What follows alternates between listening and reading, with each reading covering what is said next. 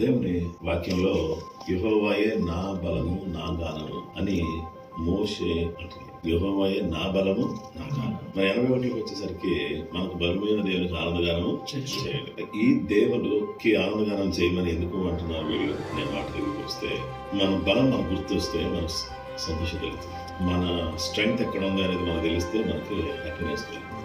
సాధారణంగా మనకి ఎక్కడ స్ట్రెంగ్త్ ఉందో అంటే ఫిజికల్గా మసిల్ పవర్ కాదు, మ్యాన్ పవర్ కాదు, మనీ పవర్ కాదు, లేక మనకున్నటువంటి ఏ బలం దేవుడే మనకి బలం. చాలాసార్లు మన పొలిటీషియన్స్ మన బలం అన్నట్టుగా అనిపిస్తుంది. అంటే వాళ్ళు వచ్చి నిలబడి ఏం గవర్నమెంట్ చేసేస్తాం. మన బలం కాదు. మన చర్చిలో ఉన్న సభ్యులు మన బలం కాదు, మన బలం దేవుడు. కాబట్టి బలమైనటువంటి దేవుడు బలమైన కార్యాలు చేసుకుంటూ వచ్చారు. వీళ్ళు అసలు మాకు బలం ఎందుకన్నారు ఇక్కడ అంటే మహత్తరమైన బలమైన కార్యం జరిగింది. ఐగుప్తు దేశం నుంచి 10 దేవుళ్ళ తర్వాత వీళ్ళు బయటకు వచ్చారు. బలమైన కార్యాలు వీళ్ళు ఎర్ర సముద్రం దగ్గర రాగానే ఎర్ర సముద్రం సుమన్న ఎర్ర సముద్రం దగ్గర నిలబడి చూస్తా ఉంటారు.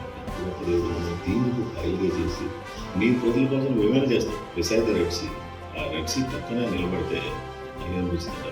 ఎంత గొప్ప దేవుడు, ఎంత ప్రబలమైన దేవుడు, ఎంత అద్భుతాలు చేసే దేవుడు. ఇంకా సంగతి ఏంటంటే ఏది లేదు, ఇంత గొప్ప దేవుడు అని నాకు అనిపించింది. కాబట్టి అలాంటి బలమైన దేవునికి మనం ఏం చేయొచ్చు అంటే సంతోషగానం, ఆనందగానం, స్తోత్రగానం మనం చేసేవాళ్ళు ఉండాలి.